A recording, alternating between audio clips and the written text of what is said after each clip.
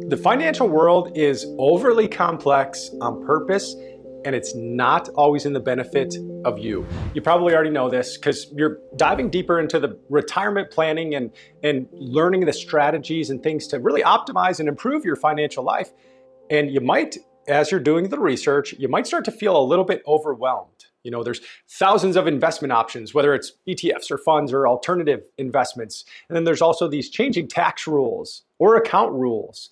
And there's also the ever-changing economic and market landscape. It can cause you to just kind of say, you know what, I'll just forget about it for now, or maybe I'll just figure this stuff out later and we'll delay it for a little bit. Or you might decide, you know what, I'm going to talk to someone. You recognize I'm over my head right now. I'm going to talk to someone, maybe an advisor, and get a second opinion. So you meet with the advisor, and then it all of a sudden seems like they're speaking a different language. Have you ever felt that way?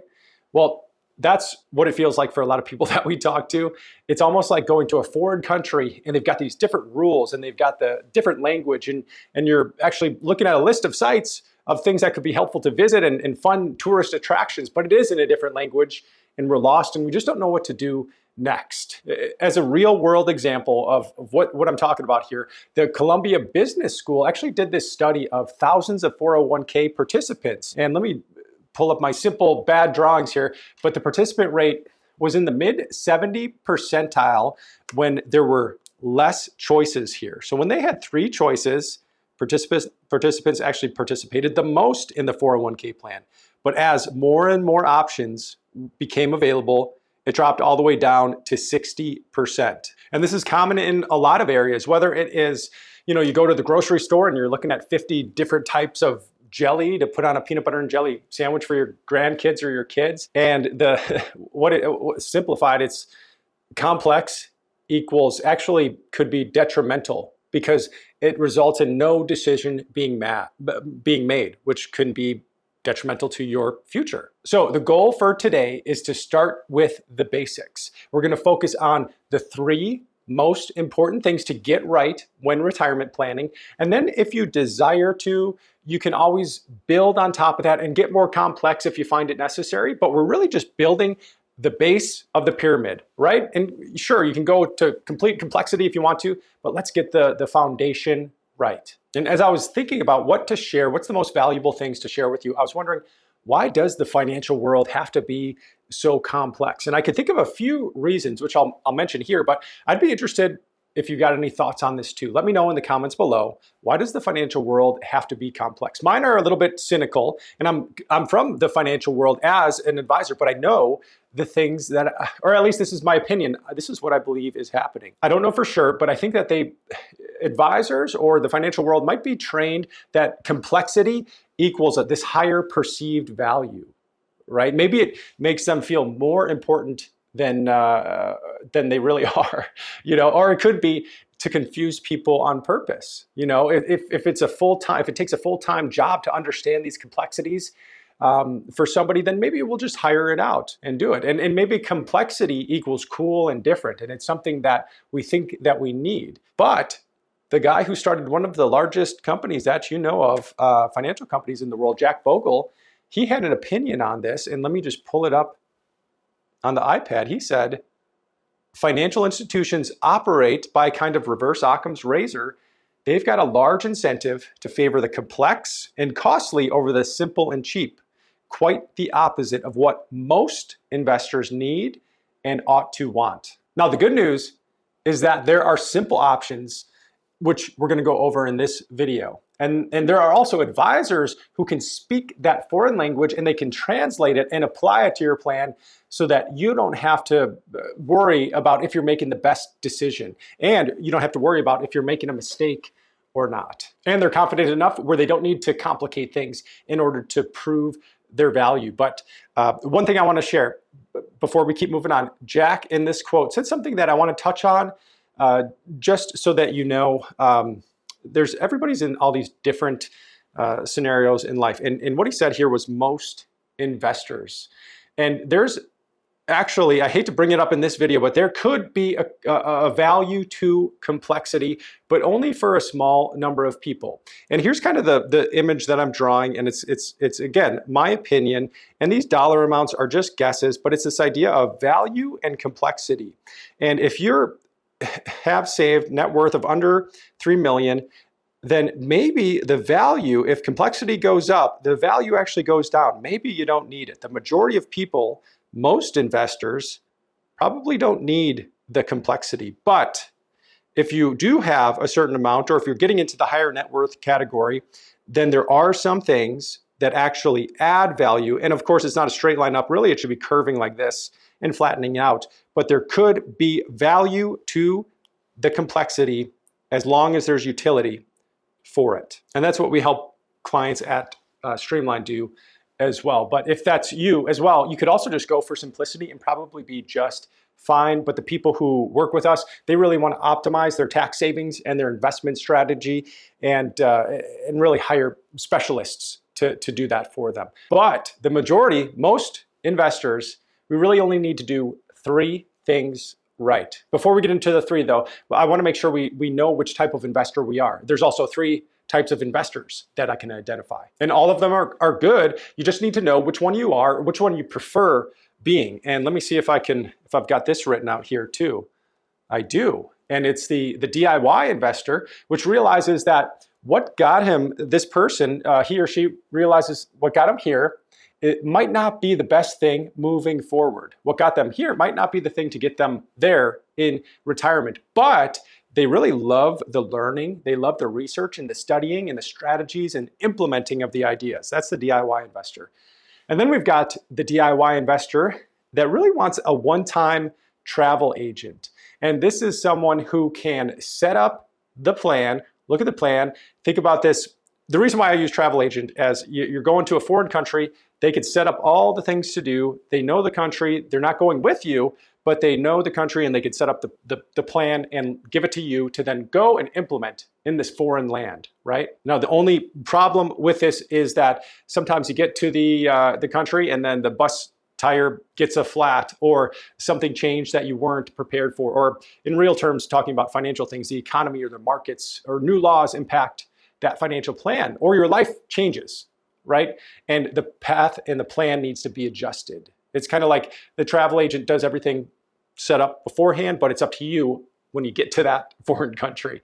And then finally, the third person is that person who is the traveler, and they would rather have a tour guide go with them. And the tour guide speaks the language and can change the flat tire when the bus breaks down, and can change the plan when something changes in that country. So those are kind of the 3. Pick the one that you're most inclined to be out of those 3, and then we'll move on to the 3 most important things we got to get right in a simple way. And as you're looking at this, you might think, oh, this is too simple. I already know this already. But really, let's just start with the foundation, get it right, and then we'll add complexity as we go. And one of the benefits too of doing it this way is, as you're doing these 3 steps, you're going to come up with questions. Things are going to pop into your head as you run through the simple steps. And the important thing is here, writing those down and just making sure that we've got them in one spot, so that if we need to, we can talk to a CFP professional, or we can talk to a retirement specialist and ask those questions and get it answered and get that second opinion if you were the DIYer plus travel agent, right? But let's get into it. Number 1 is just getting the income plan set. And that's the question of, how much do you need coming into your bank? If you haven't already, or you don't know, track the expenses to find out what does it take to cost to run the household. You've got usually the needs to run the household, and then some of the wants, the travel or the entertainment or the eating out, things like that. If we just took some round numbers here, let's say you need $5K a month. Okay, so that's $60K a year, and then subtract what Social Security might be. And we're just making up numbers here. $20K is what Social Security is. So you need $40K per year from investments.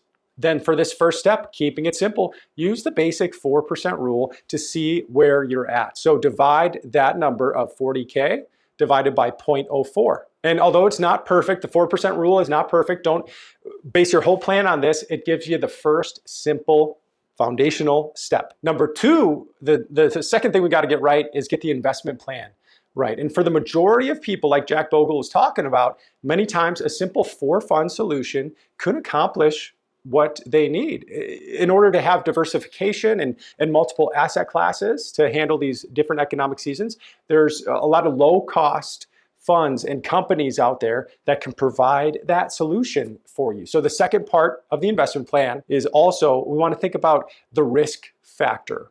And we want to think about it in terms of buckets. We don't want to plan with the idea of, oh, I'm a risk 7 out of 10, or I'm a 3 out of 10, so that's how I'm going to be invested. We really want to take our income number and then think about the number of years of safety, if you call it that, in quotes. So what I mean here is, you've heard about the bucket strategy, and we're thinking about conservative and moderate and growth.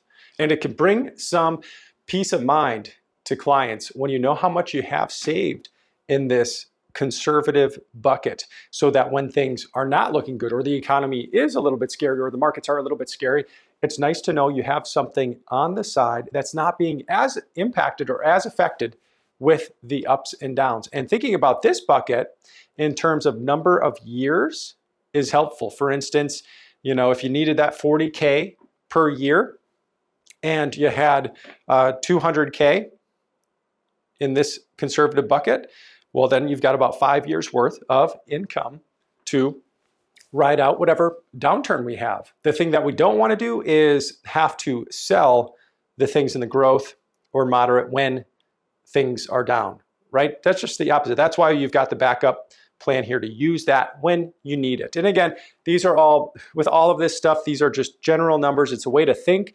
principles, and the foundation of how to think about this stuff. You'll have to apply this to yourself. You'll have to meet or work with a CFP or retirement planner to do this too, to get it specific to you. Don't take this as advice. This is just kind of the thinking models to be aware of. Then number 3, try to get my fingers right, is you got to create the simple tax plan. And the key here is really just to not pay more tax than is necessary. Because if we want to keep it simple, let's write out the 3 accounts. We've got your pre-tax accounts, so let's just call it IRAs or 401k, which is common. And then you've got the Roth, which is the after tax. Sometimes they say tax-free. And then I'll call this non-retirement. This is your individual, your trusts, your accounts that the interest and dividends is taxed every year. So tax efficiency is really key here. That's actually a big savings for a lot of people there.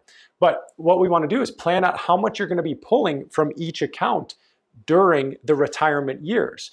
Now, traditional financial planning will say, or the withdrawal strategy of traditional planning will say, don't touch your IRA and 401k or your Roth, because it is tax deferred or tax free, and it is stuff that you should let accumulate and grow, and use all of this money first. But that doesn't always make sense. It may be better to use this money first, actually, especially if you're thinking about converting money from here to here in that Roth IRA sweet spot that a lot of people find themselves in after they retire, where their income, taxable income, has gone down. So if you can start thinking about these 3 things and focusing on these important parts, just the 3 important parts of your retirement journey, you can always get more complex in the planning if you need to. And if you want to see more on thinking through your simple retirement plan and not getting too complex, there's a couple other videos I'll link to on the screen. It's really the most simple retirement plan that I've come up with, and then also the 5 things to do, the 5 steps to take. And it's kind of a mountain image that should pop up on the screen. Again, I'm Dave Zoller, and I hope this was helpful for you. If it was, please like it so that hopefully YouTube can recommend it to other people to keep things simple, not overly complex. And if you're subscribed, then I'll see you in the next video. Take care.